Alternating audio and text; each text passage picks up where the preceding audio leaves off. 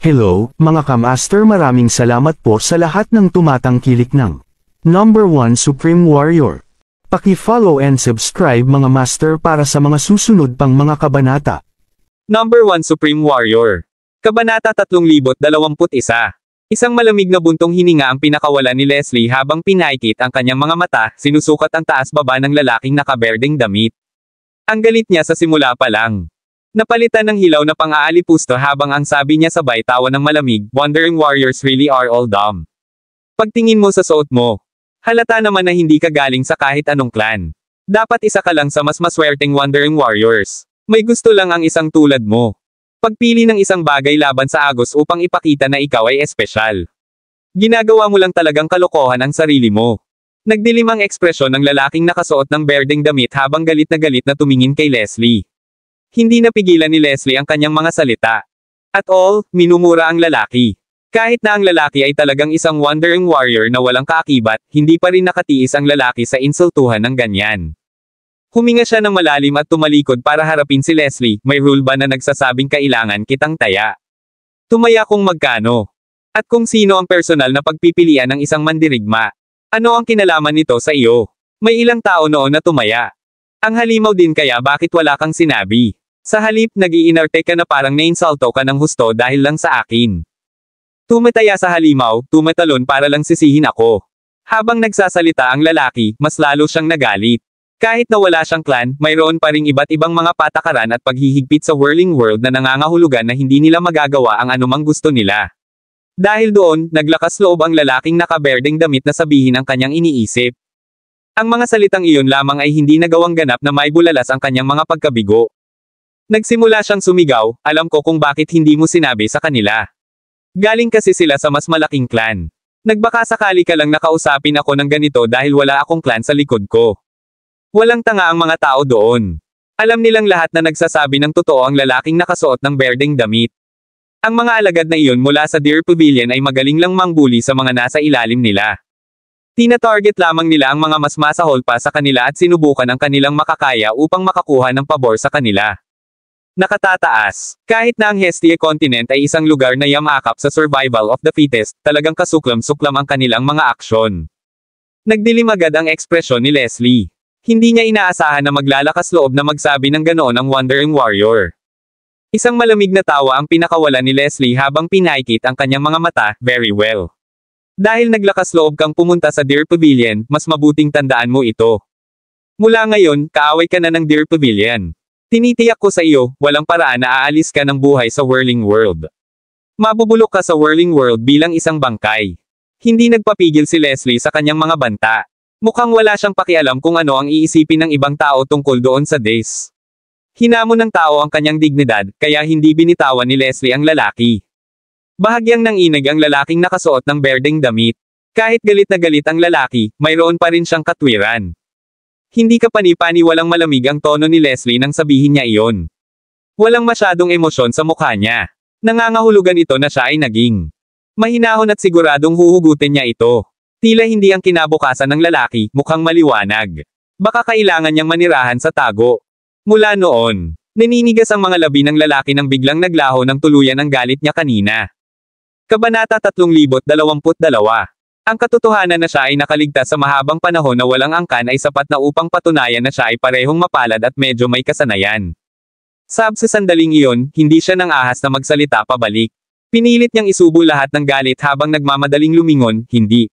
Kahit na lumilingon sa likod habang siya ay umalis sa lugar ng pagtaya. Sa sandaling iyon, lahat ng tao sa paligid niya ay napatingin sa kanyang umaatres na likod. Tahimik lamang na nagmumura ang lahat sa kanilang mga puso, nararamdaman na iinis sa kinikilos ni Leslie. Gayunpaman, walang nagsalita sa sandaling iyon. Nang makita iyon ni Rudy ay baka sa mukha niya ang pagdududa.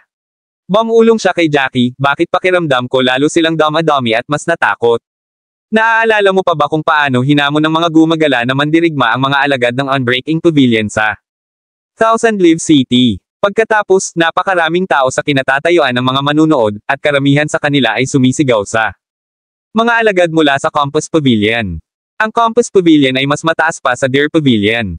Ang mga mandirigma ay nang-ahas para magsalita ng ganyan kahit sa isang angkan na nasa mas mataas na antas. Gayunpaman, lahat sila ay umaarte na parang duwag ngayon, hindi nangangahas na sabihin. Isang bagay. Matapos pagbantaan, napilitan siyang tumakas gamit ang kanyang buntot sa pagitan ng kanyang mga paa.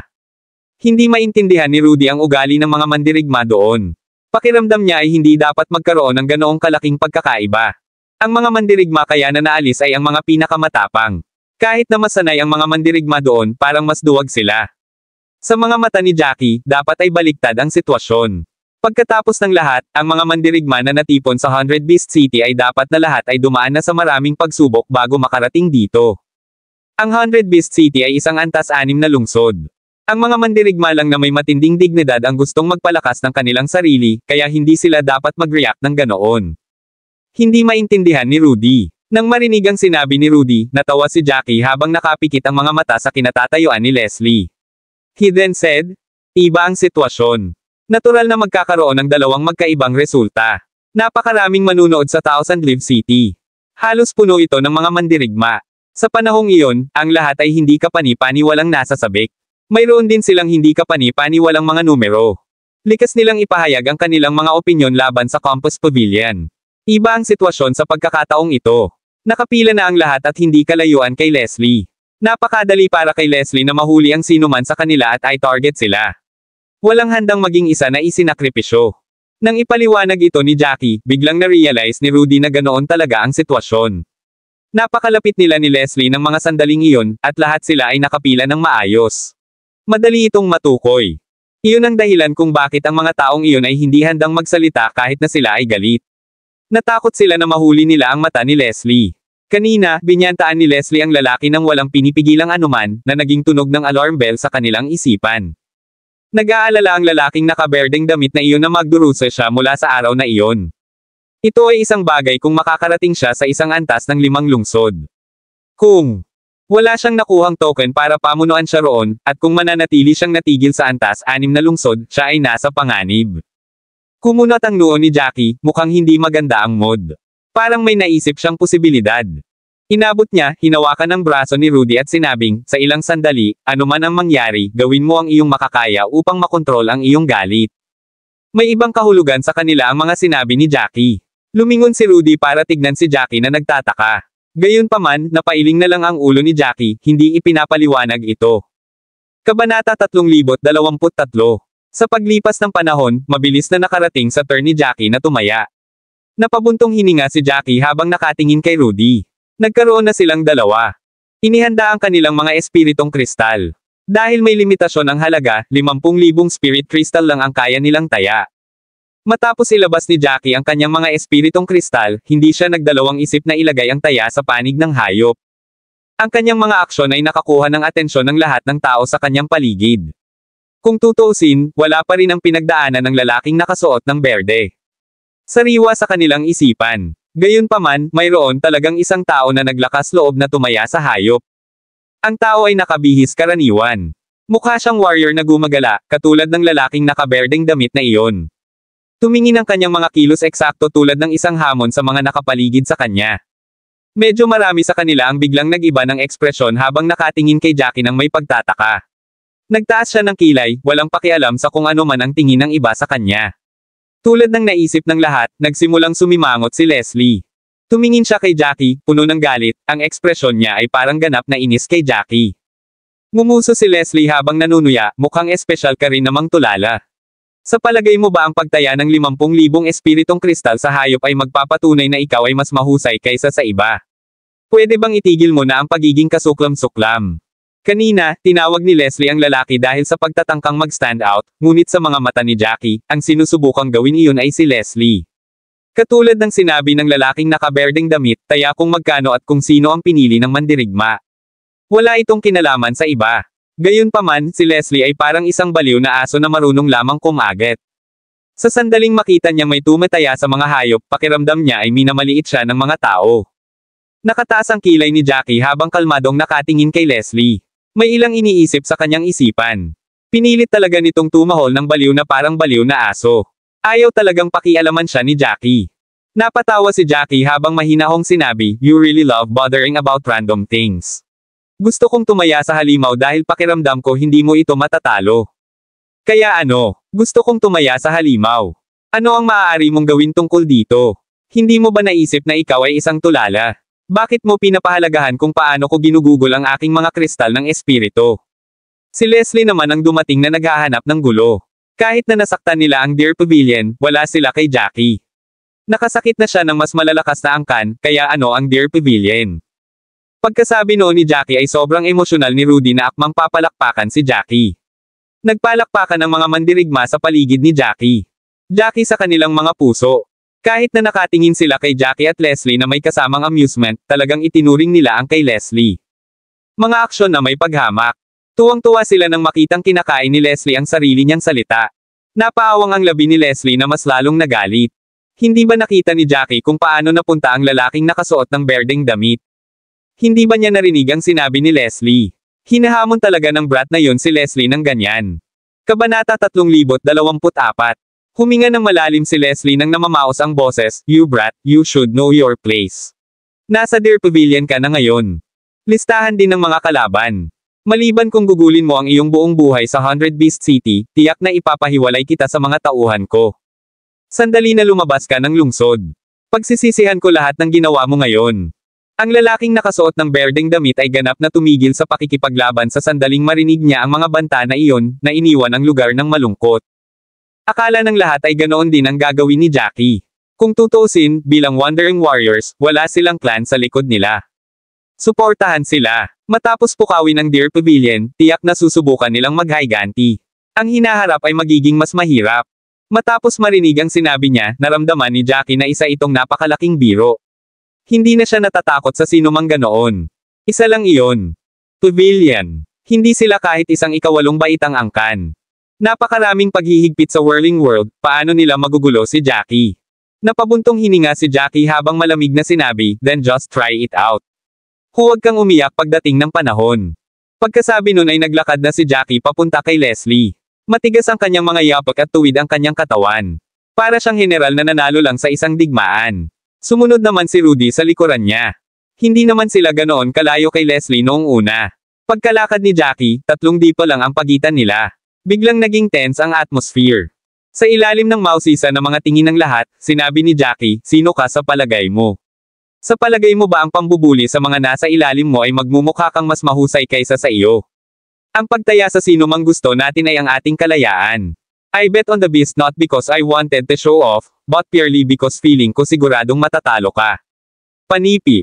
Habang sinasabi niya iyon, hindi ka pani-paniwalang kalmado ang tono ni Jackie na para bang pinag-uusapan ang kinakain niya para sa araw na iyon. Nanlaki ang mga mata ni Leslie nang magsimulang manginig ang mga braso sa galit. Wala pang kumausap sa kanya ng ganyan dati. Ang mga salita ni Jackie ay wala man lang napigil. Sinabi lang nila kay Leslie sa isang hindi ka pani-paniwalang prangka na paraan na tiyak na akala ni Jackie na matatalo si Leslie. Matapos marinig iyon ni Leslie, lalong lumakas ang apoy ng galit sa kanyang puso. Nikatikip siya ng ngipin habang nakatitig kay Jackie, gustong punitin si Jackie. Kung iisipin mo, tanga ka lang.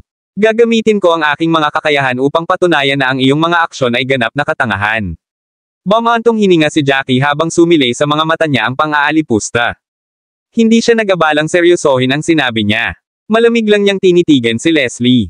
Siguradong hindi magiging mabait ang lalaki sa kanya, kaya hindi rin mag-abala si Jackie na magpakita sa kanya ng anumang kabaitan. Ang kanilang pag-uusap ay naging dahilan upang ang orihinal na kalmado na kapaligiran ay lumabas sa mga talakayan.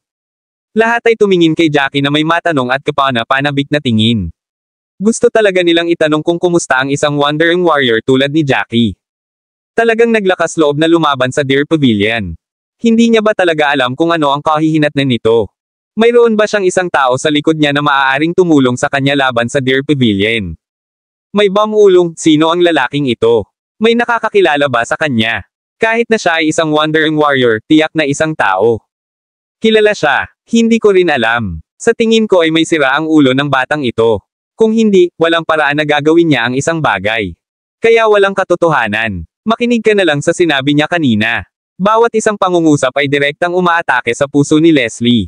Kung ako si Leslie, gagawin ko. Tiyak na hindi siya pababayaan. Niyurakan niya ang dignidad ni Leslie hanggang sa lupa. So ano, hinanap ito ni Leslie. Tingnan mo na lang kung gaano siya kasaya sa sarili niya kanina. Sa wakas nataman niya ang isang tao. Hindi nakayanan. Naisip niya na magagawa niya ang lahat ng gusto niya dahil lang siya sa Deer Pavilion. Never siyang novel drama. Akala ko may isang taong tatanggi at ipapahiya siya sa harap ng lahat. Kabanata 3025. Kahit na ano, walang paraan na basta na lang niya ito pakakawalan. Iniisip ko kung kakayanin ng batang ito. Walang pakialam si Jackie kung paano siya pinag-uusapan ng iba. Sanay na siyang maging sentro ng talakayan. Ano man ang sabihin ng sino man sa kanila, hindi ito makakaapekto sa kanya. Pakiramdam ni Leslie ay saysubog na siya sa galit niya kay Jackie. Ang alagad mula sa Deer Pavilion sa likuran niya ay hindi makatiis. Kung tutuusin, hindi lang nakakainsulto ang mga sinabi ni Jackie kanina. Si Leslie ngunit nilinggan pa niya ang Deer Pavilion. Malakas na sinabi ng isa sa mga panloob na disipulo mula sa Deer Pavilion, "Brat. Tatandaan na kita simula ngayon. Ang lakas ng loob mong bastyusin si Leslie. Ganyan at insultuhan ang Deer Pavilion. Sisiguraduhin kong babayaran mo ito ng 100 beses." Napatingin si Jackie sa taong iyon pataas at pababa. Inner disciple lang siya mula sa Deer Pavilion, pero masyado na siyang mayabang. Natawa si Jackie habang nakatingin sa kawalan. "Why do you love to brag just like it? Bago pa man lumabas ang resulta, pinupuri mo na ang sarili mo. Sinasabi mo pa nga babayaran mo ako ng 100 beses. Sino ka sa tingin mo? Sa tingin mo ba mayroon kang ganoong kakayahan?" Bumalik si Jackie nang walang anumang reserbasyon. Naninigas ang ekspresyon ng panloob na disipulong iyon habang humihingal siya sa galit. Kung hindi dahil may rationality pa rin siya, inatake niya agad si Jackie. Tumaas ang isang kilay ni Jackie, ayokong makaabala sa mga taong iyon. Tumingin siya kay Rudy, at alam na agad ni Rudy ang binabalak ni Jackie. Ang usapin ay umusad na dito, at ano? Kailangang sabihin ay sinabi na. Natural na ayaw ni Jackie na mag-aksaya pa ng oras doon. Tinaasan ni Jackie ng kilay si Leslie. Pagkatapos noon ay tumalikod na siya at bumalik sa kinatatayuan ng mga manunood. Nang mga sandaling iyon ay nanginginig na sa galit si Leslie. Bigla siyang napalingon sa kung saan umalis si Jackie. Si Jackie ay may kulay abong damit sa araw na iyon. Upang hindi makaakit ng anumang pansin, walang espesyal sa mga damit na iyon.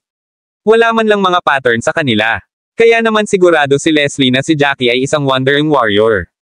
Ang sino mang alagad na may kaunting background ay hindi gaanong magpapababa ng kanilang sarili. Nagtakip ng ngipin si Leslie at sinabing, "Teka lang, gagawin ko ang sinabi ko. Sisiguraduhin kong humihingi ka ng awa." Pagkatapos niyang sabihin iyon ay nagsimula na siyang maglakad patungo sa 13 Coliseum. Sa sandaling iyon, wala sa mood si Leslie na manatili doon.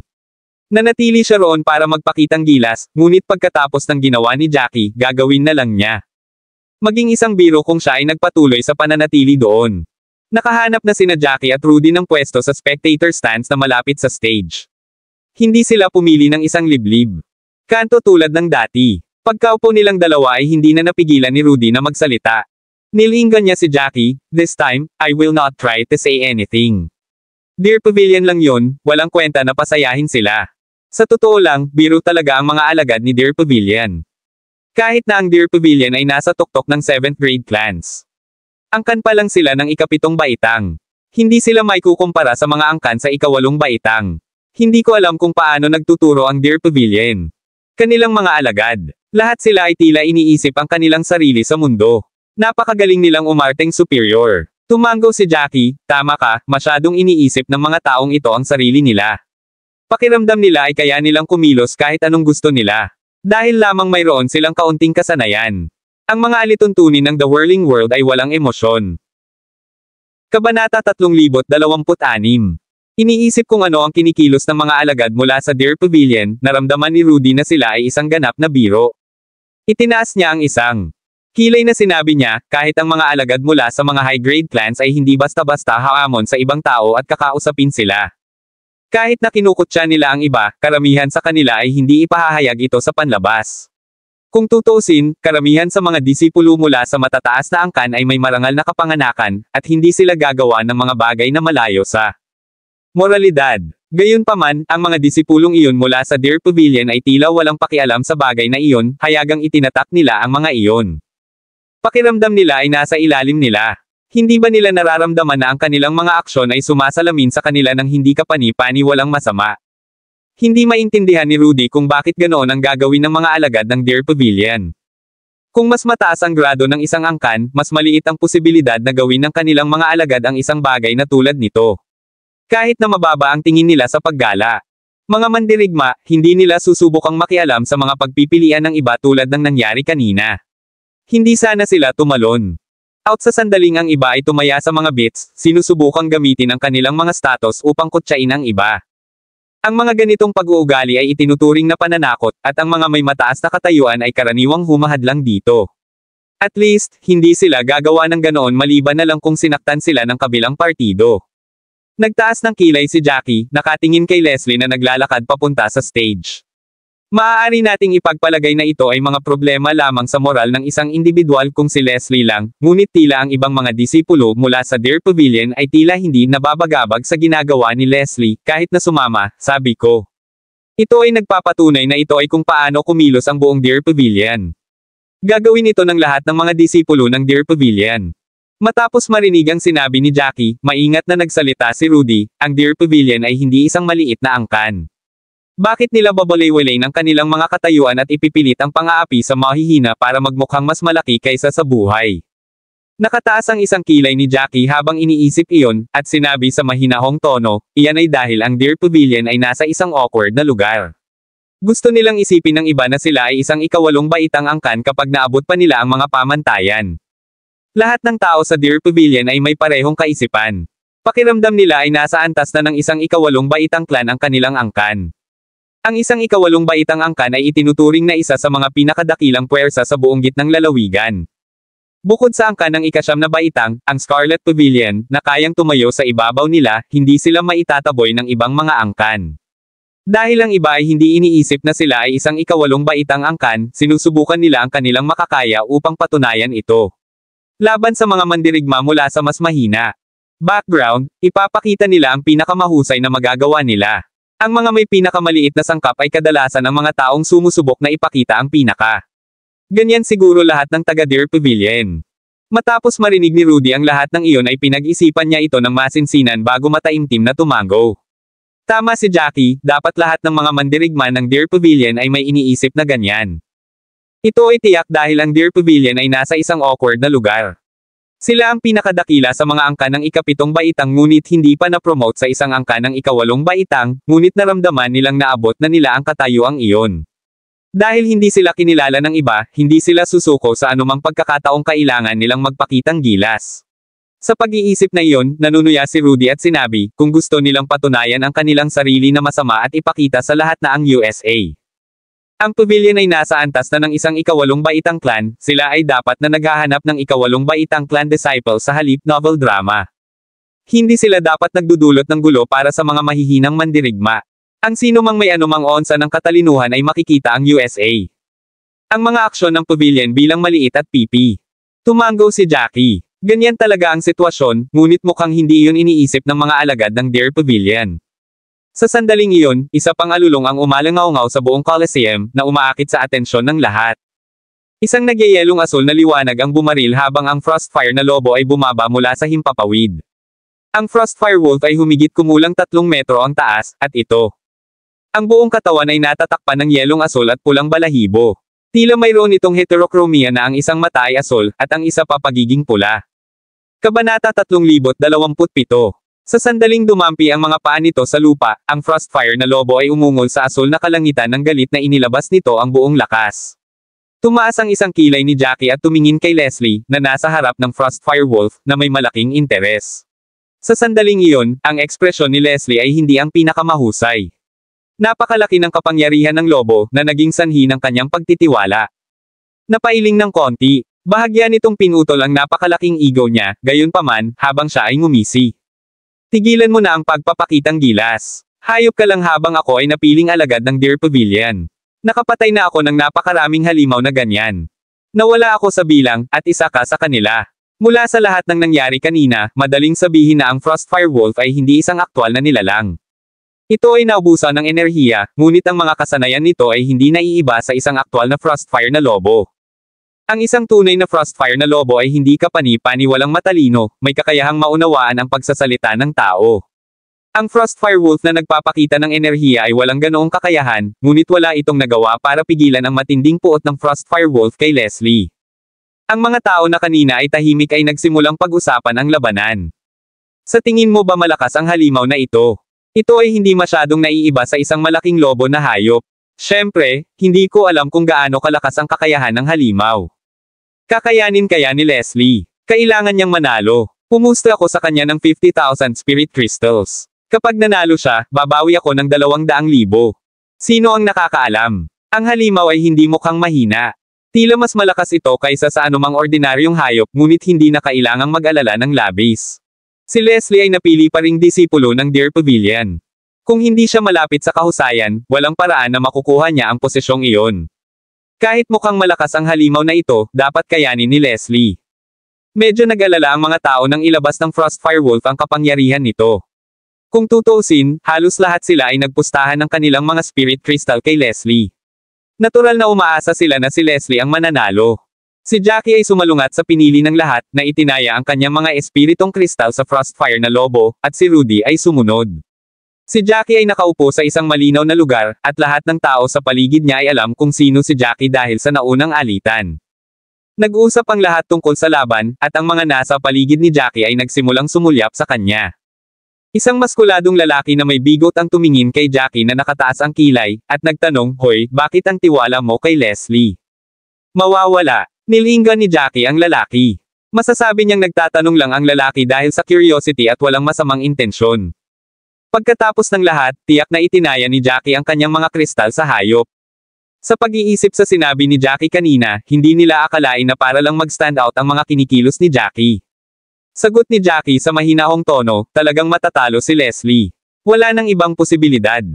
Kabanata 3028. Sinabi iyon ni Jackie ng buong pananalig na para bang walang ibang kinalabasan ng labanan. Matapos marinig iyon ng mga nakapaligid sa kanya, mas lalong lumalim ang kuryosidad sa kanilang mga mata. Ganun ba ka-confident si Jackie? Sumimangot ang lalaking may bigot at sumunod, bakit sa tingin mo matatalo si Leslie? May dahilan ba yon? Alam na ni Jackie na magtatanong sila ng ganyan. Tumingin siya sa entablado at mahinahong sinabi, malalaman mo kung bakit sa konti lang. Wala siyang balak magpaliwanag sa sarili niya. Kung tutuusin, kung gagawin niya, ito ay magbubunyag ng kanyang mga sikreto sa iba, at siya ay may napakaraming sikreto sa kanya. Sa sandaling isiniwalat niya ang isa, magiging madaling malaman din ang iba pa niyang mga sikreto. Upang maiwasan ang kanyang sarili na maging isang lab rat, nagpa siya si Jackie na huwag magsabi ng kahit ano. Ang mga nakapaligid sa kanya ay hindi rin tanga, sa sandaling makita nilang walang planong magpaliwanag si Jackie, hindi na nila siya ginugulo. Nagpipigil ang lahat sa chismis habang nakatingin muli sa entablado. Inilabas na ni Leslie ang kanyang sandata na isang chakram na kasing laki ng 2 palad. Ang berdeng chakram ay may hindi mabilang na ron na nakaukit dito, na naglalabas ng berdeng glow. Inilagay niya ang chakram sa harap ng kanyang dibdib habang hawak niya ang 2 dulo. Bahagyang ipinikit ni Leslie ang kanyang mga mata habang malamig na nakatingin sa Frostfire na lobo sa kanyang harapan. Ang Frostfire na lobo ay muling nagpaungol habang bahagyang nakayuko ang mga hindal nito. Sa sumunod na segundo, binaril niya si Leslie na parang kanyan. Nakarinig ng boom ang lahat nang umalis ang Frostfire na lobo sa 2 bunganga kung saan ito tumalon. Kitang-kita kung gaano kalakas ang lobo. Ang Frostfire Wolf ay hindi kapani-pani walang mabilis, kaya't mahirap itong subaybayan sa mata. Napasinghap ng mariin ang lahat dahil dito, pinagpapawisan ng mga bala para kay Leslie, ngunit nanatiling kalmado ang ekspresyon ni Leslie. Kahit na ang Frostfire Wolf ay napakabilis, siya ay mukhang hindi kapani-pani walang kumpiyansa. Isang dagandong ang pinakawalan ni Leslie nang magsimula siyang bumuo ng mga seal gamit ang kanyang 2 kamay. Ang mga alon ng berdeng ron ay nagsimulang umikot sa paligid ng chakram. Ang berdeng chakram ay biglang kuminang sa isang matinding berde. Pagkatapos noon, natakpan ng berdeng ilaw ang buong arena. Nagsimulang makarinig ang lahat ng kaluskos. Tiningnan nila ng mas detalyado at napansin nilang nagsisimula ng pumutok ang entablado na para bang may nagpupumilit na sumabog. Nang sahig, huminga sila ng malalim sa kanilang pagkagulat. Pagkaraan ng ilang sandali, nakita nila ang hindi mabilang na mga baging na nagsisimula ng lumabas sa lupa. Na para bang sila ay nakatanim sa sahig. Ang mga baging na iyon ay bumagsak sa lupa matapos marinig ang panawagan. Ang Frostfire Wolf ay hindi kapani-pani walang mausisa tungkol sa biglaang pangyayari, at nagsimula itong bumagal sa mga pag-atake nito. Iyon talaga ang gusto ni Leslie. Muli siyang umungal habang gumagawa ng mga selyo sa pamamagitan ng kanyang mga kamay. Ang mga baging ay parang mga galame, na bumaril sa mismong Frostfire na lobo. Napakaraming baging, kaya't natakpan nila ang buong entablado. Kahit na mabilis ang Frostfire Wolf, hindi ito nakaiwas sa kanila. Ang Frostfire na lobo ay tumalon sa hangin sa takot, ngunit ang mga baging ay hindi rin mabagal.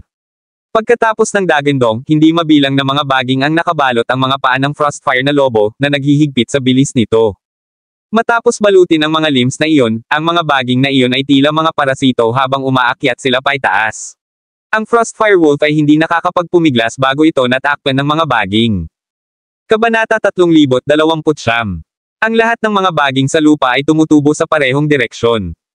Ang mga baging na tumatakip sa buong entablado ay tila mayroon. Ay lubos na naakit sa lobo, galit na sumugod patungo sa gusot na hayop. Matapos mabalot sa isang layer, mas marami pang baging ang nagsimulang magbontan. Ilang saglit lang ay natakpan na ang mga baging. Ang Frostfire Wolf tulad ng isang burrito.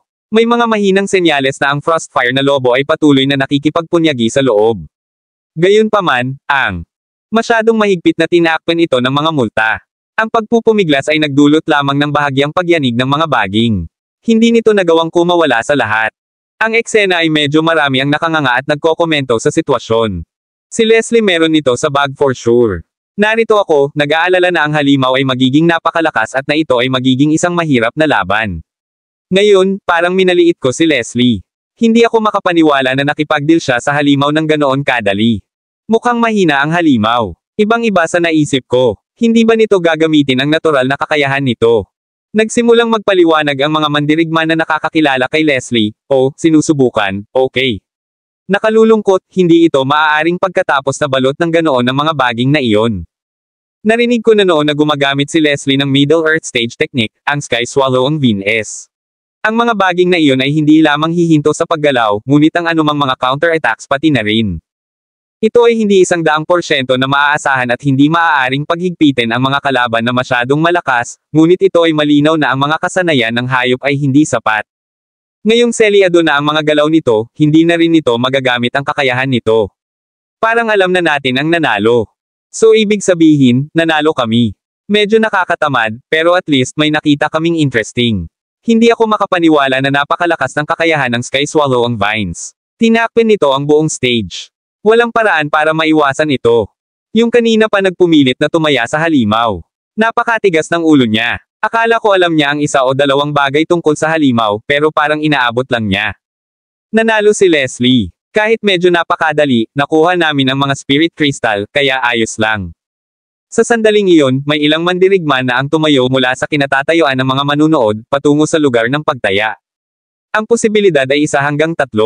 Makakakuha sila ng mga pagbabalik ng 150,000 mula sa kanilang 50,000 na taya. Sa pag-iisip tungkol sa mga espiritong kristal na maaari nilang makuha, sila ay hindi kapani-pani walang naiinip na makuha ang kanilang mga espiritong kristal. Pinigil ni Rudy ang pagkunot ng noo niya habang matamang nakatingin kay Jackie. Malaki pa rin ang tiwala niya kay Jackie. Kanina pa ay pinili ni Jackie ang halimaw kaya naman si Rudy ay desididong sumunod, hindi man lang nagtanong. Gayunpaman, tila. Parang nagkamali si Jackie. Iyon ay hindi malaking pakikitungo, syempre lahat ay nagkamali. Bahagyang hinawakan ni Rudy ang braso ni Jackie. Ito ay 50,000 mga kristal na espirito, kukunin ko ito bilang isang taya ng pagnanasa. Nilinggan ni Jackie si Rudy at nakataas lang ang isang kilay, walang sinasabi. Sa sandaling iyon, biglang sumabog ang entablado sa isang pulang glow. Nakarinig ang lahat ng isang napakalaking pagsabog habang nakatingin sila. Nanlaki ang mga mata. Isang bomba ang tila sumabog sa lugar kung saan nakabalot ang Frostfire Wolf. Bigla itong sumabog. Nagiging sanhi ng pagkabasag ng mga baging, lumilipad kung saan-saan. Kabanata 3030. Sa kabutihang palad, ang entablado ay natatakpan ng isang hadlang na nagpatigil sa mga baging mula sa pagbaril sa mga manunood. Sa susunod na segundo, nakita ng lahat ang isang napakalaking pula at asul na coated na lobo na lumabas mula sa pagsabog. Ang lobo ay nakatayong matatag sa lupa habang ang mga baging sa paligid nito ay natangay. Mayroon pa itong ilang berdeng likido sa katawan, ngunit hindi ito nakaapekto sa kapangyarihan nito ay exuding sa lahat. Nalaglag ang panga ng lahat sa eksena. Ang Frostfire na lobo ay aktwal na pinamamahalaang makalaya sa mga baging, pinaikot ang mga baging alikabok. Muling binaril ng Frostfire na lobo si Leslie. Si Leslie, sa sandaling ito, ay masyadong nabigla sa biglang pagbabago ng mga pangyayari. Upang ipakita ang kanyang mga kakayahan, wala siyang pinigilan noong ginamit niya ang Sky Swallow ang Vines kanina, ngunit hindi niya inaasahan na ang mga resulta ay lalampas sa alinman sa kanyang mga inaasahan. Kahit na pagkatapos ng lahat ng iyon, nabigo siyang patayin ang halimaw. Sa halip, ang halimaw ay nakawala sa bitag. Natahimik ang lahat, nakadilat ang lahat dahil walang gustong magpalampas ng kahit isang segundo. Nasa state of shock man ay mabilis na nag-react si Leslie. Kung tutuusin, napili pa rin siyang alagad ng Deer Pavilion. Marami siyang pinagdaanan para maabot ang kanyang posisyon. Hindi mabilang na laban ang kanyang nalabanan, kaya natural na nakakapag-react siya sa anumang mga sorpresa. Nagsimula siyang umatras ng ilang hakbang, sinusubukang ilayo ang sarili sa lobo para planuhin ang susunod niyang aksyon. Ang Frostfire na lobo ay nagpakawala muli ng galit na alulong habang ibinukan nito ang kanyang bibig, nag-iipon ng enerhiya sa loob. Nakita ng lahat ang isang nagyayelong asul na glow at isang escarlata na pulang glow na namuo sa dalawang bola sa bibig ng Frostfire lobo. Ang dalawang bola ay hindi kapani-pani walang mainit na naging sanhi ng pagsunog ng hangin sa paligid. Ang mga mata ng Frostfire na lobo ay nakatingin mismo kay Leslie sa di kalayuan. Nanood ang lahat habang inilalabas nito ang mga bola ng apoy. Ang mga asul at pulang bola ay bumaril mismo kay Leslie nang hindi kapani-pani walang mabilis habang mabilis silang nagsanib. Kahit sa malayo, ramdam na ramdam ang kapangyarihan ng mga bola. Nanlaki ang mga mata ng lahat sa nakita, at ang ilan sa kanila ay nagsimulang huminga ng balisa. Malinaw na nasasabi ni Leslie na maaari siyang matalo kapag nataman siya. Kaya, ginawa niya ang kanyang makakaya upang umatras, sinusubukang gumawa ng ilang distansya habang ang kanyang mga kamay ay patuloy na bumubuo ng selyo pagkatapos ng selyo. Ang mga baging sa lupa ay muling tumaas, sinusubukang hadlangan ang pag-atake. Naku, minaliit ni Leslie ang bilis ng pag-atake, pati na rin ang lakas ng mga atake. Ano man sa mga baging na nakuha. Malapit sa atake ay naging abo. Kahit gaano kabilis umatras si Leslie, hindi niya naiwasan ang pag-atake. Ilang saglit lang, naabutan ng mga bola si Leslie. At sinaktan nila siya pagkatapos noon. Ang nagyayelong asul na bola at ang escarlate na pulang bola ay parehong may hindi kapani-pani walang lakas ng pagsabog na hindi magagawa. Talagang fuse. Ang pag-atake ay sumabog sa isang malakas na boom, ganap na sumabog kung nasaan si Leslie. Ang escarlate at asul na apoy. Ganap na binalot si Leslie, at tinakpan ng puwersa ang buong entablado. Sa pagkakataong iyon, ganap na tumahimik ang mga manunood. Nakatingin lang sila sa ganap na hindi makapaniwala. Ang nanalo ay malinaw. Ang lahat ay nagtaka kung si Leslie ay nawala ng kakayahan mula sa pagsabog. Samantala, ang lahat ng mga alagad mula sa Deer Pavilion. Nagulat sila habang nakatingin sa stage. Kabanata 3031. Kung hindi nila alam na ang entablado ay may harang sa paligid at hindi sila makasakay, sana ay sumugod na sila roon upang protektahan mo si Leslie. Ilang saglit na nag-alab ang apoy bago dahan-daang hamupa. Ang Frostfire na lobo ay dahan-daang lumapit sa bahaging nasusunog. Ang pinakamatindi. Matapos hamupa ang nahayag, at halos hindi na makayanan ng lahat kilalanin siya. Sa sandaling narehistro ang paningin, nakalimutan nilang huminga. Nasunog si Leslie hanggang malutong. Sa pagtingin sa kanya, walang duda na siya ay namatay.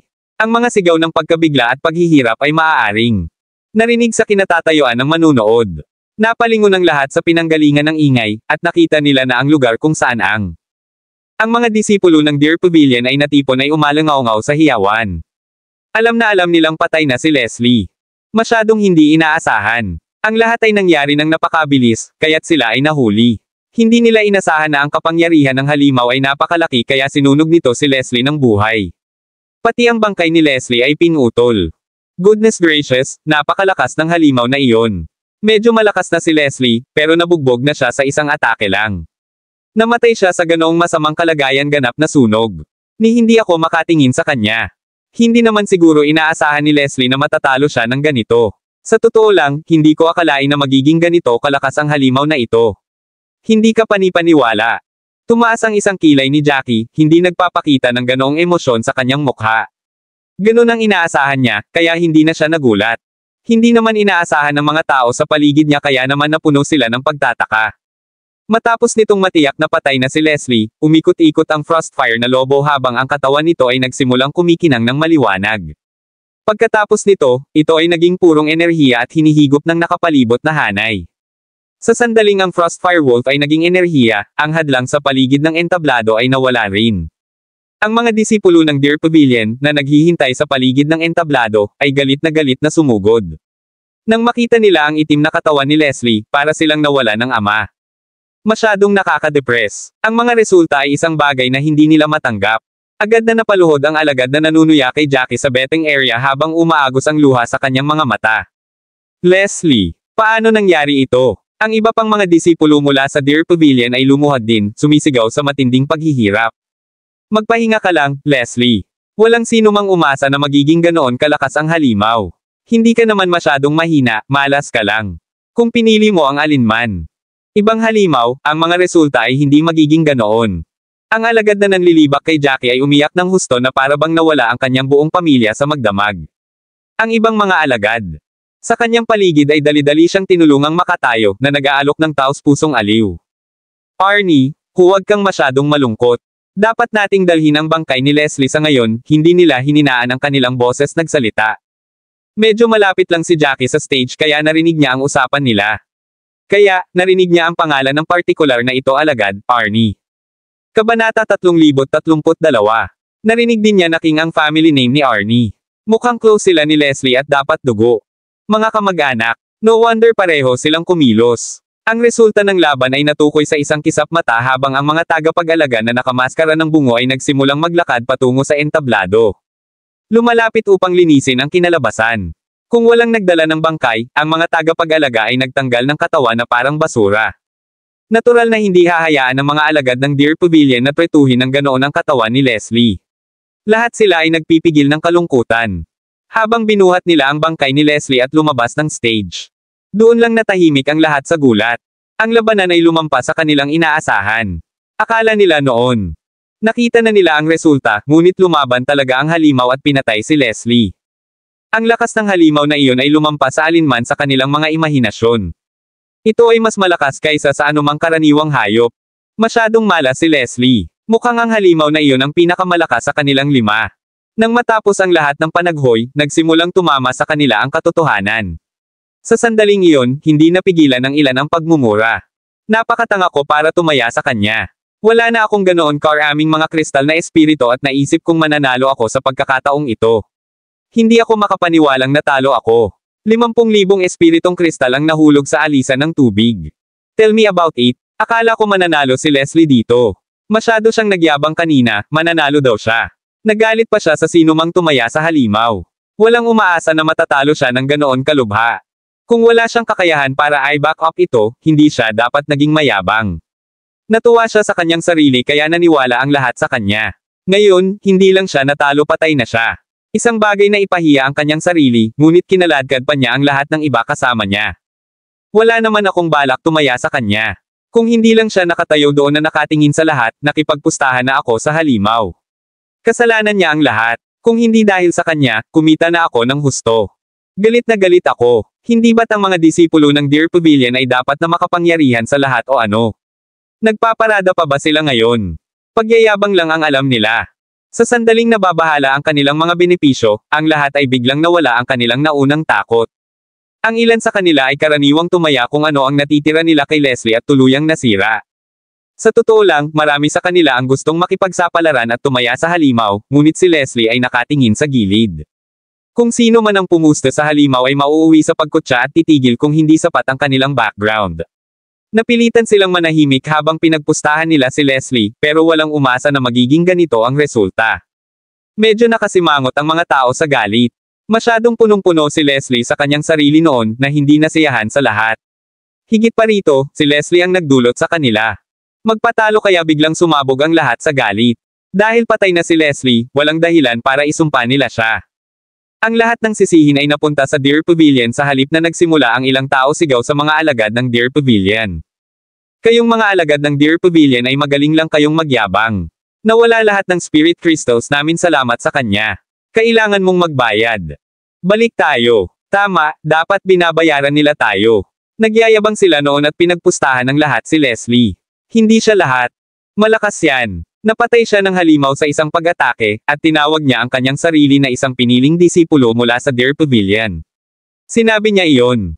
Mananalo siya. Anong biro? Marami sa kanila ang humabol sa Deer Pavilion para bayaran sila. Ilang mga mandirigma ang nawala ng kanilang buong kapalaran dahil dito. Taya, Dahil sa tiwala nila na mananalo si Leslie, nawala lahat ng spirit crystals nila. Kabanata 3033. Sa pagharap sa karamihan, ang mga alagad ng Deer Pavilion ay nanginginig sa galit. Pakiramdam nila lahat sila ay nagdudulot ng gulo. Walang dahilan. Sa sandaling iyon, hindi kapani-pani walang emosyonal si Arnie. Pagkatapos ng lahat, namatay si Leslie sa isang kakilakilabot na kamatayan. Kaya naman, siya ang nauna.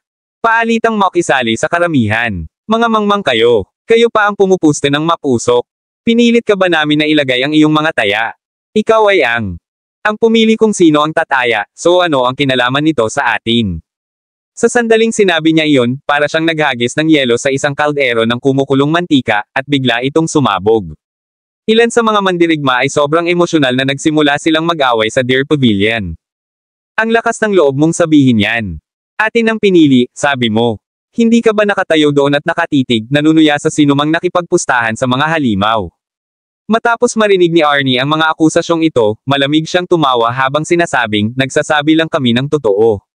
Hindi ka namin pinilit na piliin si Leslie. Sa huli, kayo ang naglabas ng mga spirit crystals ninyo at tumaya kay Leslie. Sino ang dapat sisihin? Dapat kalabanan mo kami kung kaya mo. Sa sandaling sinabi niya iyon, ang ilan ay halos magluwa ng dugo sa kanilang pagkadismaya. Ang taong ito ay tumawid sa linya. Talagang inaakusahan niya sila ng hindi sapat na matatag at hindi lumalaban. Karaniwang sinasabi ni Arnie na hindi sila pisikal na pinilit ng Deer Pavilion na piliin si Leslie, at sila ang naglagay ng taya sa huli. Talagang sinabi niya na ang Deer Pavilion ay hindi dapat sisihin sa anumang bagay. Maging ang mga labi ni Jackie ay napaawang sa sobrang inis matapos marinig iyon habang si Rudy naman ay nagsimulang manginig sa galit. Nagsimula na ang buo niyang katawan tumigas. Nilinggan ni Rudy si Jackie. Sobra naman ang mga to, lalo na yang si Arnie na yan. Paano niya nasabi ang lahat ng iyon? Sinisisi niya ang iba. Kahit na hindi nila direktang pilitin ang iba na iboto si Leslie ng pisikal, nakatayo sila sa gilid at nagbabanta sa mga hindi gaanong pinanggalingan. Kung hindi dahil doon, medyo iba sa kanila ang pipiliin. Hindi ba nila kami tinakot noon? Kasuklam-suklam sila. Pakiramdam talaga ni Rudy ay walang hiya at kasuklam-suklam ang mga taong iyon. Kahit na sa ganitong estado, maaari pa rin nilang sabihin ang mga bagay na ganoon. Umaasa sila sa mga batas ng Whirling World. Gaano man kagalit ang mga mandirigma sa kinatatayuan, hindi nila magawa kahit ano. Pulang-pula sa galit ang lalaking may bigot na nakaupo sa tabi ni Jackie. Kinagat niya ang kanyang mga ngipin at kamukha niya. Ay malapit ng sumugod. Gayunpaman, wala siyang magawa. Sumigaw siya, itong mga kasuklam-suklam na tanga. Dapat silang pumunta sa impyerno. Kung kaya natin silang atakihin, walang makakapidyaw sa kanilang sarili. Ang Deer Pavilion. Ang nangungunang angka ng ikapitong baitang. Wala na kaming pakialam. Masyado lang silang walang hiya. Ang ilan sa kanila ay hindi napigilan ang kanilang sarili na gamitin si Jackie bilang isang halimbawa. Biglang tumayo ang isang lalaking nakasuot ng gray na nakasuot sa harap ni Jackie at tinuro si Jackie. Ang taong ito ay matalino na hindi pumili. You guys, yet all of you mocked and threatened him kasi hindi niya bet si Leslie. Ano ba, narinig ka ng lahat? Doon. Yung lalaking naka-green na damit din ba? Ang dalawang ito ay ang perpektong halimbawa, kaya itigil ang pagsisikap na pag-usapan ang iyong paraan mula dito. Kabanata 3034. Ang mga salita ni Arnie ay mahirap lunukan, at sila ay nag-alab sa galit ng lahat. Ang lahat ay nagsimulang makaramdam ng matuwid galit. Matapos ilabas ng kaharap ni Jackie ang kanyang hinaing, hindi na nawala ang galit sa kanya habang nakatingin kay Arnie na nakanganga ang mga ngipin. Ito ay na parang gusto niyang makita kung paano susubukan ng Deer Pavilion na magsalita ng paraan para makaalis dito. Isang bagay sana kung hindi niya itinuro si Jackie, ngunit sa sandaling naging bahagi si Jackie ng paksa, ang galit ni Arnie. Pinakuluan. Matingkad na nakaukit sa isip ni Arnie ang lahat ni Jackie. Hindi niya makalimutan kung paano tumingin sa kanila si Jackie nang may paghamak, ganap na mababa ang tingin sa kanila. Nanalo pa si Jackie sa pastahan sa huli, na naging dahilan ng pagkamuhi ni Arnie kay Jackie. Pinaikit niya ang kanyang mga mata, lumingon kay Jackie. Kahit sino ay makakakita ng kamandag sa kanyang mga mata. Para siyang ahas na handang hampasin anumang oras. Ngumuso si Arnie. Nagpapanggap lang itong lalaki kanina, I can't believe all of you can't tell. Nanalo man siya, lahat ng iyon ay dahil sa swerte niya. Pinilit lang niyang lumaban sa butil para maging kakaiba. Ito ay hindi kapanipaniwala sa lahat upang gamitin siya bilang isang halimbawa. Ang hidwaan niya sa amin noon ay para lang makilala siya. Isa lang siyang Wandering Warrior, kaya paano niya masasabi kung sino ang mas malakas at sino ang mananalo? Tuluyan ng pinaliit ni Arnie ang pagkapanalo ni Jackie at dinagdagan pa ng mapang-uyam na salita. Pakiramdam niya ay maswerte lang si Jackie, na siya ay isang hamak na lalaki na gustong mag-stand out. Halatang naiinis din si Arnie nang magsalita siya. Parang isang basurang itinapon sa tabing kalsada si Jackie. Galit na galit si Rudy matapos niyang marinig ang lahat ng iyon. Sinisikap ni Arnie na ibaluktot ang katotohanan at tuluyang hinabol si Jackie. Hindi na sana siya makapagpigil kahit gaano pa kaganda ang ugali niya. Agad siyang tumayo sa kinauupuan niya at itinuro ang mukha ni Arnie. Ikaw na walang hiya, kasuklam-suklam na tao. Paano mo nasabi na umasa lang tayo sa swerte? Bulag ka ba o ano? Baka may sira sa ulo mo. Parang nakalimutan mo na lahat ng nangyari. Sinabi na ni Jackie na napustahan niya ang hayop sa napakasimpleng dahilan, matatalo si Leslie. Napakaraming tao sa paligid nang sabihin niya iyon, at lahat sila ay narinig ang lahat. Nakatayo ka sa malapit, kaya walang paraan na hindi mo ito narinig.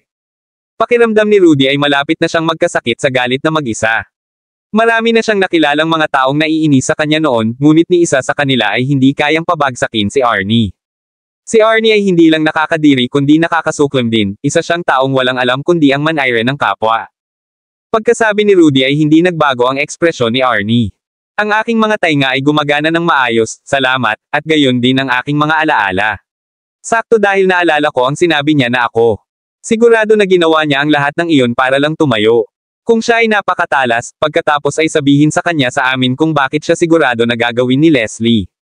Talo. Ano ang dahilan? Huwag mong sabihin sa akin na intuition iyon dahil kahit bata ay hindi maniniwala dyan. Sakto namang tinuro ni Arnie si Jackie dahilan para tumahimik agad ang lahat ng warriors doon. Ang ilan sa kanila ay nakatingin kay Jackie na nagtataka, gustong malaman kung paano sigurado si Jackie na matatalo si Leslie bago ang labanan, nagsimula. Kabanata 3035. Maaari ba siyang magkaroon ng dami ng pananaw at kaalaman?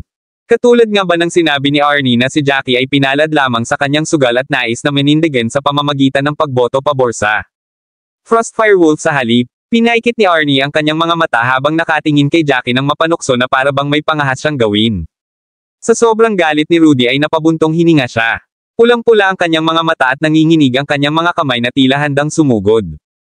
Matapos anumang sandali, hindi niya nagawang magsalita kay Arnie. Ang kakayahan ni Arnie na baluktutin ang katotohanan ay higit pa kaysa kay Rudy, at si Rudy ay nakaramdam ng hindi kapani-paniwalang pagkahilo sa lahat ng iyon.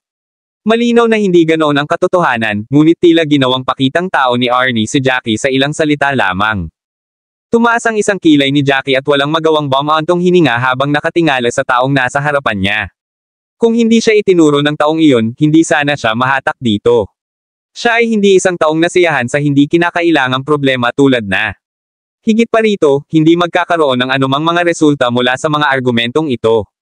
Hindi nila kayang labanan ang isa't isa, pagkatapos ng lahat, at ang tanging magagawa nila ay ang pagtakpan ng kanilang mga bibig. Hindi niya inaasahan na may hihila sa kanya papunta dito, dahilan para makaramdam siya ng galit at kaunting galit sa parehong oras.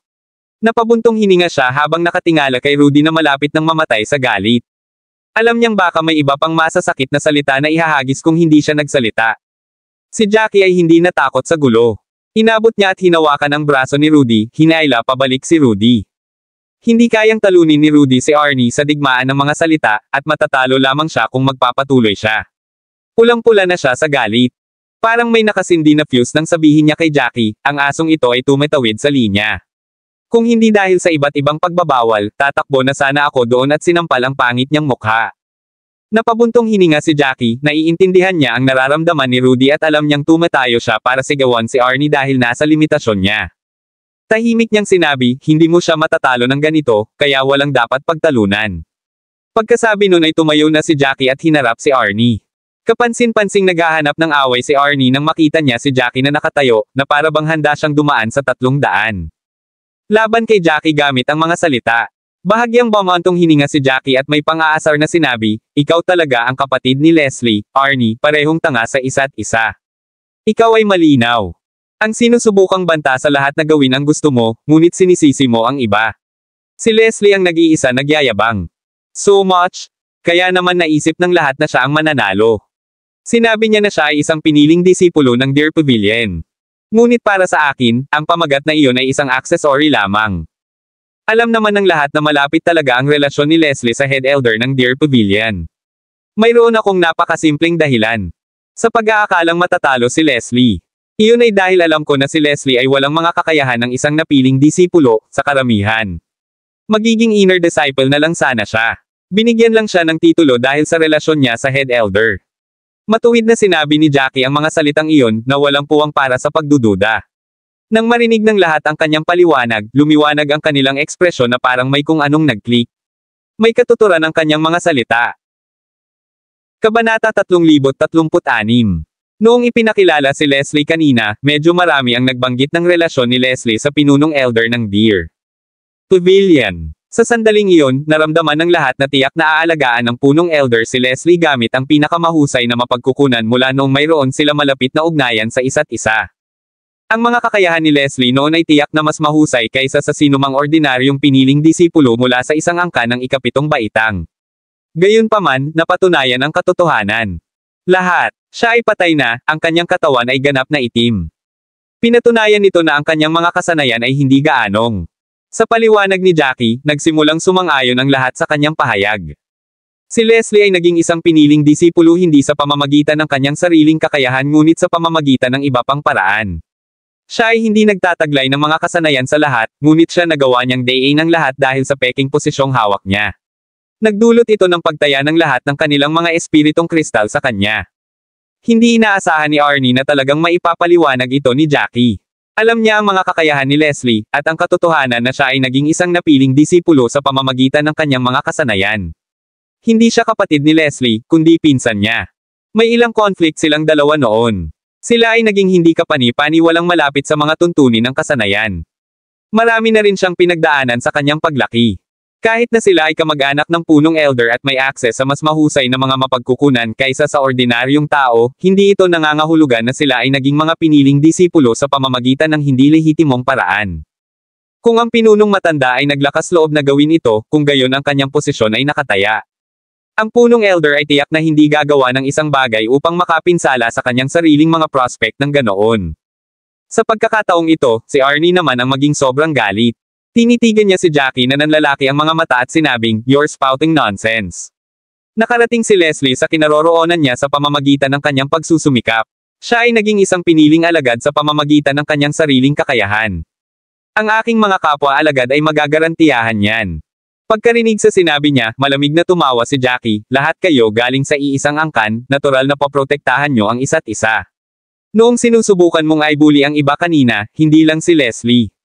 Ang buong grupo ninyo ay pinagmamalaki ang inyong mga sarili sa mga gumagala na mandirigma. Alam na alam ng lahat na kayong lahat ay mula sa iisang pugad. Kahit anong sabihin mo, siguradong sasang-ayon ang mga kapwa mo disipulo. Siyempre, hindi nila tutulungan ang isang tagalabas na tulad ko." Galit na galit si Arnie na nagsimulang manginig ang kanyang bibig.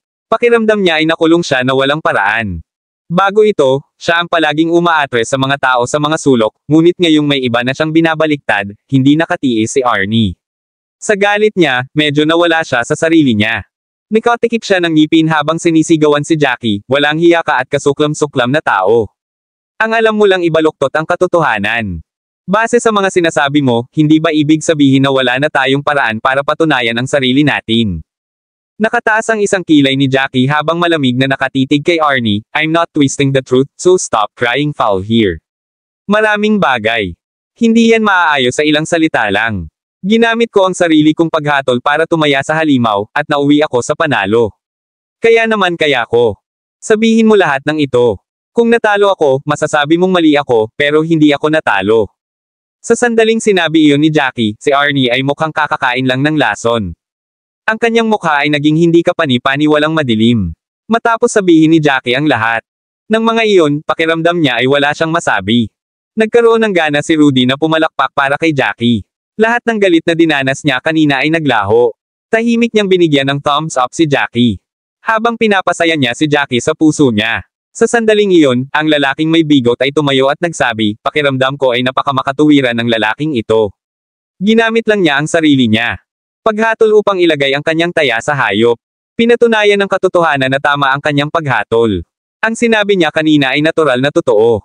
Ginamit lang ni Leslie ang kanyang mga relasyon para maging isang piniling disipulo. Kabanata 3037. Malamang na flattered siya ng sobra to the degree na hindi niya alam ang aktwal niyang level. Ganyan niya nagawang manloko lahat ng tumaya sa kanya. Tama ang lalaking ito. Napatunayan na ang lahat. Sobra na talaga. Nakaka-frustrate. Wala kaming gaanong pag-alagala.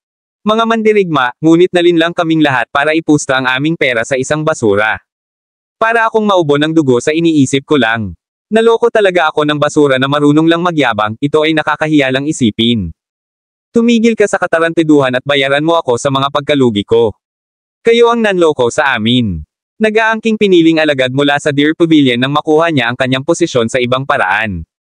Napakawalan, Gia. Tama na yan. Bilasan mo at bayaran mo kami. Ayoko nang marinig ang mga paliwanag mo.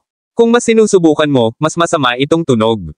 Lahat kayo ay basura lang na walang kakayahan para i-back up ang inyong mga posisyon. Sa totoo lang, alam ng lahat na napakababa ng pagkakataon na mabayaran sila. Nagpakawala pa rin sila para lang mailabas ang sama ng loob. Si Arnie ay hindi kailanman napahiya ng ganito sa buong buhay niya. Sa pagharap sa lahat ng mga akusasyon at pag-aalinlangan na iyon, siya ay labis na galit na galit. Nagsimulang manginig ang katawan niya sa lahat. Ang mga disipulo ng Deer Pavilion ay namula rin sa galit. Ang lahat ay nagsimulang sumigaw para kay Arnie at ang natitira upang bayaran sila, pakiramdam na sila ay isang grupo ng mga scammer. Sa pagharap sa ingay na palakas ng palakas, hindi na napigilan ni Arnie. Sumigaw siya, bakit kailangan kong bayaran ka? Postahan mo ang mga espiritu ng kristal sa iyong sarili. Wala itong kinalaman sa amin. Ang sinabi ng brat na iyon kanina ay guni-guni niya lang. Hindi ito ang katotohanan. Tumaas ang isang kilay ni Jackie, mahinahong sinabi, paanong hindi ito ang katotohanan? Natalo ba ako sa taya ko? Nanalo ba talaga si Leslie sa laban niya? Hindi ganoon kalakas ang halimaw na iyon, ngunit natalo pa rin si Leslie at namatay ng malubha na maging ang kanyang bangkay ay nasunog. Ilang laban na ba ang naganap sa Coliseum? Ilan ba sa kanila ang talagang pinatay ng halimaw? Isa sa kanila ay si Leslie. Sinabi mo na dahil sa malas niya, pero pakiramdam ko ay dahil lang sa sobrang hina niya. Ang mga salita ni Jackie ay hindi kapani-pani walang sumasang-ayon sa lahat. Pakiramdam nilang lahat ay nagsasabi ng totoo si Jackie. Galit na galit si Arnie na patuloy niyang ibinuka at itinikom ang kanyang bibig, higit sa lahat dahil hindi niya alam kung paano sasagutin. Pagkatapos ng lahat, namatay talaga si Leslie sa huli. Maging ang kanyang bangkay ay tuluyan ng naitim. Talagang iyon ang katotohanan. Kahit anong sabihin niya. Walang paraan para kumbansihin ang lahat. Napatingin si Jackie kay Arnie na may halong panghahamak. Ang tingin na iyon ay tila sinasabi kay Arnie na ginamit ni Jackie ang sariling pamamaraan ni Arnie laban sa kanya. Sa itsura ni Jackie, biglang natigilan si Arnie. Para siyang bulkan na lubusang sumabog. Humakbang siya at sumigaw. Malakas, patutunayan ko lahat ng sinabi ko. Kami ni Leslie ay talagang naging mga piniling disipulo sa sarili naming mga merito. Kami ni Leslie. Halos pantay sa lakas. Gagamitin ko ang sarili ko para linisin ang pangalan ni Leslie. Kabanata 3038. Nang sabihin ni Arnie ang lahat ng iyon, baka sa mukha niya ang matinding puot. Para bang si Jackie ay isang hindi kapani-pani walang kasuklam-suklam na tao. Nang marinig ni Jackie si Arnie, tumawa ito at nagtaas ng kilay, paano mo mapapatunayan? Papatunayan mo ba ito sa pamamagitan ng labanan? Lalabanan mo ba ang mga hayop ng Coliseum tulad ni Leslie? Kung nanalo ka, magpapatunay ba ito na lehitimong napili ka alagad? Sa tingin mo, gaano ka panipaniwala iyon? Kung tutuusin, alam naman ng lahat na laging may pagkakataon na swertehin ka at pumili ng mas mahinang hayop. Tapos, I don't think it'll show anything kahit manalo ka. Pinutol ng mga salita ni Jackie ang isa pang plano ni Arnie. Paano kung siya ang nanalo? Hindi ito magpapatunay ng anuman sa huli. Nakaramdam ng hindi kapani-pani walang pagkabigo si Arnie. Pakiramdam niya ay maaaring himatayan siya anumang oras. Tiningnan niya si Jackie ng matinding puot. Si Jackie lang pagtatakda ng mga bitag sa lahat. Nakikita ng lahat ang ginagawa ni Jackie, ngunit walang magawa si Arnie. Gusto niyang linisin ang pangalan nila ni Leslie, kaya kailangang kilalanin ito ng lahat. Kahit hindi lahat, kailangan niya ng karamihan. Gayunpaman, ang mga salita ni Jackie ay naging mas mahirap para sa kanya. Huminga ng malalim si Arnie habang lalong nanlaki ang kanyang mga mata, kaya't nagbanta silang lalabas sa kanilang mga saksakan. Makalipas ang mahabang panahon, biglang nagpakawala ng tawa si Arnie. Lalong lumakas ang tawa niya. Nang makita ng lahat kung paano siya kumilos, nagsimula silang magtaka kung nabaliw na ba si Arnie sa lahat ng nangyayari. Kung hindi, bakit siya matatawa ng husto sa isang sandali? Matapos ang mahabang pagtawa, sa wakas ay tumigil na rin siya. Si Jackie ay naging abnormal na kalmado sa buong panahon. Kahit anong exaggerated na pagtawa ni Arnie, hindi siya nagpakita ng kahit anong emosyon. Nanatili siyang nakatingin kay Arnie. Mas alam niya ang kay Arnie kaysa sa iba. Hindi tunay ang ngiti kahit gaano pa siya kalakas tumawa. Ito ay hindi isang pagsabog ng pagtawa na nagmula sa puso sa lahat. Sa halip, ito ay kabaliwan na dumating pagkatapos na pilitin ito. Arnie composed himself, huminga siya ng malalim bago pinandilatan ng mata si Jackie na namumula. Malakas na sabi niya, magsisimula ako ng Black Iron Bet. May bahagi pa ba ang swerte? The moment na sinabi niya na nabigla ang buong lugar. Halos lahat ay nanlaki ang mga mata habang nakatingin kay Arnie. Alam ng lahat ng nasa labas ni Rudy kung ano ang ibig sabihin ng naturang taya. Tahimik ang kapaligiran, ngunit muli itong sumabog. Nagsisimula na talaga siya ng Black Iron Bet. Para siyang nabaliw. Kahit na inilalagay ang kanyang buhay sa linya, sinusubukan niyang i-clear ang kay Leslie pangalan. Mukhang wala ng ibang paraan para linisin ang kanyang pangalan kung hindi siya magsisimula ng isang Black Iron Bet. Kailangan niyang lumaban ng 3 laban tuloy-tuloy at manalo sa kanilang lahat. Matagal na mula noong binuksan ang 100 Beast City, ngunit ang bilang ng mga tao na nabuksan nakuha ang itim na bakal na medalya ay mabibilang sa isang kamay. Mukhang napilitan na talaga si Arnie para patunayan sarili niya. Medyo malayo ang pupuntahan niya. Kung siya ay malas, maaaring mamatay siya tulad ni Leslie. Malamang mamamatay din siya ng masama. Ang paglalagay ng kanyang buhay sa linya para sa ilan sa kanyang karangalan, sulit ba talaga ito? Kabanata 3039. Sa tingin ko sulit. Kung hindi sila naging mga alagad sa pamamagitan ng hindi lehitimong paraan, tiyak na hindi nila magagawa upang lunokon ang mga akusasyong ito. Kailangan niyang patunayan ang sarili niya para sigurado. Matapos marinig ang lahat ng iyon, hindi kapani-pani walang naguluhan si Rudy. Ano ang ibig nilang sabihin nang manalo sila ng 3 magkakasunod na laban? Ano ang isang itim na bakal taya? Ano ang kinalaman nito sa itim na bakal na medalya? Narinig niya mula kay Jackie na ang pagkakaroon ng itim na bakal na badge ay nangangahulugan na kailangan mong manalo ng 3 sunod-sunod na laban. Kahit alam niyang hindi niya maisip kung ano ang ibig sabihin ng itim na bakal na taya. Dahil ito ay isang taya, bakit ito kasama ang medalya? Gayunpaman, walang oras si Jackie na magpaliwanag sa kanya sa sandaling iyon. Nang matuwid na sabihin ni Arnie na sisimulan niya ang isang Black Iron Bet, agad na nagbago ang ekspresyon ni Jackie. May ngiti sa kanyang mukha, ngunit ang mapanuksong katangian ng ngiti ay halata sa sinuman. Tumaas ang kilay ni Jackie at sinabing, ang pagsisimula ng isang Black Iron Bet ay talagang malilinas ang pangalan mo at ng namatay mong kapatid. Ito ay magpapatunay na kayong dalawa ay tunay na nakakuha ng inyong pwesto bilang mga piniling disipulo. Gayunpaman, hindi ka maaaring bumalik pagkatapos mong simulan ito. Sigurado ka bang kaya mong manalo ng 3 sunod-sunod na laban? Makakalabas ka ba ng buhay sa stage? Sa sandaling sinabi iyon ni Jackie, biglang nagangat ng ulo si Arnie at malamig na tinitigan si Jackie, stop looking down on others. Since I've decided to do the Black Iron Bet, it means na confident ako na mananalo ako. Alam ko kung bakit mo sinasabi ang lahat ng ito. Gusto mo akong umatras at walang paraan para malinisan ang pangalan ko. Sinasabi ko sa iyo, tumanggi ako. Alisin ang iyong mga maliliit na plano. Gusto kong malaman ng lahat kung gaano kabiro ang iyong mga naunang salita. Isa ka lang hamak na tao na nanalo sa isang taya sa pamamagitan ng swerte. Nanatili ang ngiti ni Jackie sa kanyang mukha, walang pagtutol sa mga salitang iyon. Tahimik lang na nakatayo si Jackie sa gilid. Si Rudy, na nakaupo sa tabi ni Jackie, ay hindi kapani-pani walang na-curious matapos marinig ang sinabi ni Jackie. Hindi naman kilala ng iba si Jackie, pero sa mahabang panahon na nakasama niya, naintindihan ng husto ni Rudy si Jackie. Kung paano si Jackie, walang paraan na sasabihin ni Jackie ang lahat ng iyon. Sa puso ni Jackie, lahat kanina ay hindi kailangan. Kahit na gusto niyang galitin ang kabilang partido, hindi niya ito gagawin sa pamamagitan ng pagbibigay ng payo. Talagang pinayuhan niya si Arnie laban sa pagsisimula ng itim na bakal na taya at itinampok pa ang mga negatibo ng taya. Ibang-iba ito sa karaniwang kinikilos ni Jackie. Gayunpaman, kahit na mayroon siyang ilang mga hinala, hindi niya basta-basta masasabi ang mga ito sandaling iyon. Dahil sinabi niya ang lahat ng iyon, natural na may sariling plano si Jackie. With his heart already set, Arnie probably thought na wala nang dahilan para ipagpatuloy ang pakikipag-usap kay Jackie. Umupo siya pabalik. Pababa at tumingin sa malayo, hindi na tumitingin kay Jackie. Kaya lang, hindi nabawasan ang galit at puot sa mukha niya. Nakataas ang kilay ni Jackie nang tumalikod siya at umupo sa orihinal niyang pwesto. Sa sandaling iyon, nalinas na ang entablado. Mukhang bago ito. Ang lahat ng mga bakas ng naunang labanan ay mayroon. Nawala na. Nagsisimula na ang susunod na laban, kaya lang masyado nang abala ang lahat sa Deer Pavilion. Para mapansin, noon lang ay dahan-daang nag-compose ang mga tao. Pagkaupo ni Jackie, naiinip na nagtanong si Rudy, ano ang taya ng itim na bakal? Ano ang kinalaman nito sa itim na bakal na medalya? Bakit kailangan niyang manalo ng 3 sunod-sunod na laban? Hindi ko maintindihan lahat ng sinabi kanina. Mabilis na ipaliwanag. Ito sa akin. Sobrang frustrated ang nararamdaman ko. Kabanata 3040. Tumango si Jackie, nakangiti habang nagpaliwanag, noong kakapasok pa lang namin sa city, may naglalakad na may dalang itim.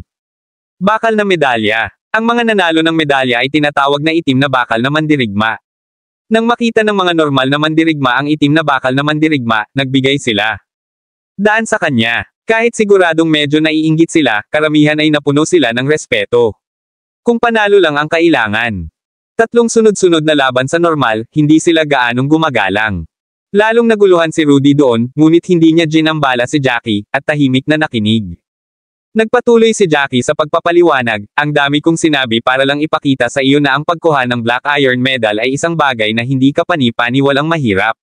Sa upang makakuha ng isang itim na bakal na medalya, kailangan mong magsimula ng isang itim na bakal na taya bago ang labanan.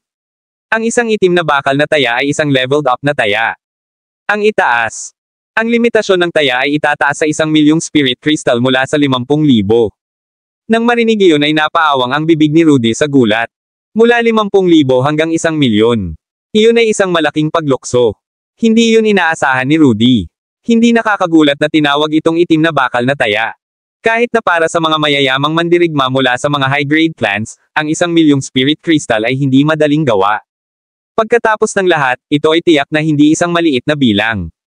Bulong ni Rudy, kung ganoon, malugi ka talaga kapag natalo ka.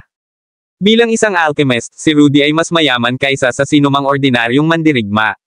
Gayunpaman, kahit na makaipon na ng napakaraming kayamanan, wala pa ring paraan na makakapaglabas siya ng 1,000,000 espiritong kristal sa isang pagkakataon. Sapat na ang halagang iyon para tuluyang matuyo si Rudy. Sa pag-iisip niyan, kinilig siya.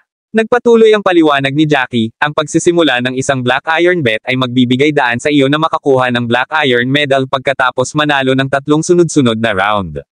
Ang mga normal na laban ay hindi kailanman magbibigay sa iyo ng itim na bakal na medalya. Sa sandaling simulan mo ang taya, hindi ka papayagang lumabas ng entablado maliban kung manalo ka ng 3 sunod-sunod na laban. Kumunot ang noo ni Rudy at sinabing, so what you mean is, kahit na injured ka after winning 1 match, you have to continue forward. Kailangan mong magpatuloy sa susunod na 2 laban. Sa pamamagitan lamang ng pagtatapos ng 3 laban at pagkapanalo sa lahat ng ito ay papayagan ka na umalis. Tumango si Jackie. Naging matalino si Rudy. Nag-alok lang siya ng ilang pahiwatig, at naunawaan agad ni Rudy ang mga patakaran. Napabuntong hininga si Rudy at seryosong tumugon, kung gayon ang posibilidad na mamatay ay dapat na masyadong mataas. Ito ay maituturing na mabuti kung kahit nakalahati ng mga taong nagsimula ng isang taya tulad nito ay nakaligtas. Tumango si Jackie, itinuro ang 3 daliri, masyado ka namang optimistic ang iniisip mo. Sa 10 tao na nagsimula sa pagtaya sa itim na bakal, 3 lang ang nakaligtas. Nangangahulugan iyon na mayroong 70% posibilidad na mamatay. Kumaibot ang mga labi ni Rudy, tanging pagkabigla ang naiwan sa kanyang puso. Hindi nakakagulat na ganoon ang reaksyon ng lahat matapos marinig na si Arnie ang magsisimula ng A. Itim na bakal na taya. Doon ang problema. Upang malinis ang kanyang pangalan, nagplano si Arnie na hindi na bumaba sa entablado maliban kung siya ay namatay. Ito ay sapat na upang ipakita kung gaano tiwala si Arnie sa kanyang sarili, o hindi sana sinimula ni Arnie ang taya na iyon. Napakurap-kurap si Rudy habang tuwang-tuwang sinabi, maganda sa amin ang taya ng itim na bakal. Maaari tayong maglagay ng taya ng 1,000,000 spirit crystal.